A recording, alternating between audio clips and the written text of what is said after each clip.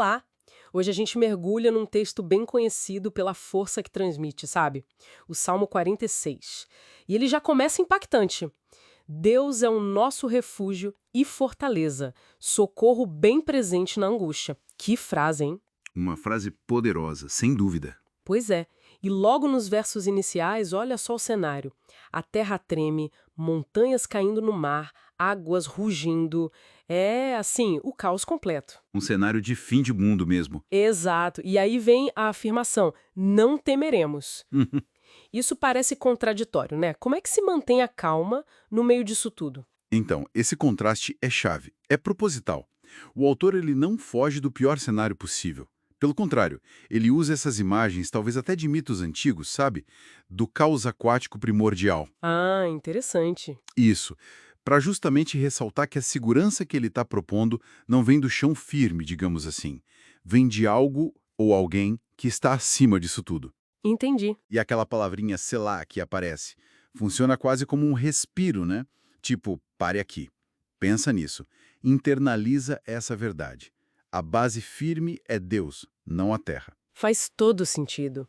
E essa ideia de uma base que transcende o físico, ela fica ainda mais forte na sequência, né? Porque a cena muda completamente. Muda sim. Sai o caos, entra um rio cujas correntes alegram a cidade de Deus. Que imagem linda! A gente sai da água furiosa para uma água que traz vida, alegria, num lugar sagrado. Exatamente. A cidade onde Deus habita. E por isso, essa cidade não será abalada. Essa mudança da turbulência para essa serenidade é muito marcante. E essa cidade de Deus, bom, é uma metáfora muito rica, né? Não é só um lugar físico, é a esfera da presença de Deus, que protege, que ordena. A presença dele. Isso. Mesmo que em volta o mundo continue agitado, nações se agitando, reinos se abalando, como diz lá no verso 6, essa presença interna garante a firmeza. E olha a força que ele atribui à voz de Deus. Levanta sua voz e a terra se derrete. É uma afirmação de soberania total, né? Total. O poder humano some perto disso. Exato. Contrasta o poder que passa das nações com o poder divino que destrói tudo. E aí vem o refrão, né? Para martelar a ideia. Verso 7. O Senhor dos exércitos está conosco. O Deus de Jacó é a nossa fortaleza. É a âncora. Repete para fixar mesmo. E essa demonstração de poder continua, porque nos versos 8 e 9 vem um convite.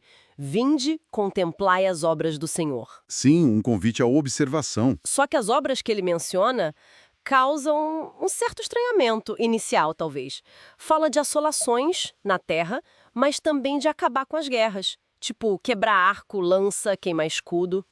Como essas duas coisas se encaixam? O poder que protege é o mesmo que causa a assolação. É um ponto excelente. No contexto do Salmo, essas duas ações, trazer assolação e acabar com a guerra, são, na verdade, lados da mesma moeda. Ah, como assim? É a soberania de Deus sobre a história.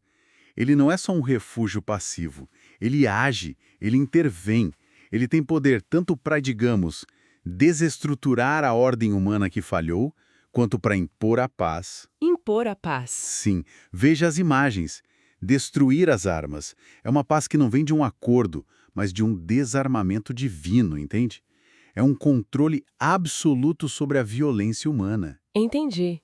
É um poder que vai além da nossa lógica de conflito e resolução. Exatamente. E isso tudo parece que deságua naquele comando central, que talvez seja o coração mesmo do Salmo, no verso 10. Aquietai-vos e sabei que eu sou Deus. É o clímax, sim. Depois de toda essa demonstração de poder sobre natureza, sobre nações, vem essa ordem: aquietai-vos. Parece tão simples. Simples na palavra, mas gigante na exigência. Esse aquietai-vos, que no hebraico é rafa, não é só ficar quieto de boca fechada. Não, não é só silêncio. Não. É parar a agitação, sabe? Aquela ansiedade, aquela luta interna de querer resolver tudo na própria força, É. soltar o controle. Soltar as rédeas. Isso. É uma ordem para reconhecer quem realmente está no comando. E não é uma passividade de não fazer nada, mas é um redirecionar a confiança, entende?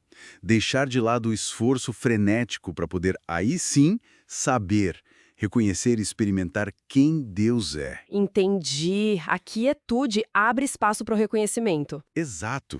E o objetivo final, como o verso diz, é que ele seja exaltado entre as nações, na terra. A quietude leva a reconhecer e reconhecer leva à adoração. Faz muito sentido agora. E, para fechar com chave de ouro, o Salmo termina, no verso 11, repetindo aquele mesmo refrão. O Senhor dos Exércitos está conosco.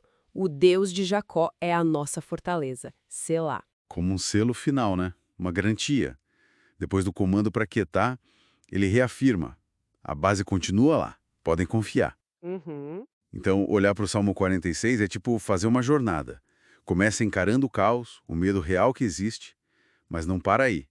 Leva a gente para essa fonte de refúgio, de paz, de força, que não balança com a tempestade lá fora. É a presença de Deus. Uma presença constante. Isso. É um chamado para confiar nessa presença e reconhecer essa autoridade maior que manda na natureza e também nos conflitos humanos. Essa análise toda deixa a gente pensando, né? Com tanta correria, tanto barulho no dia a dia.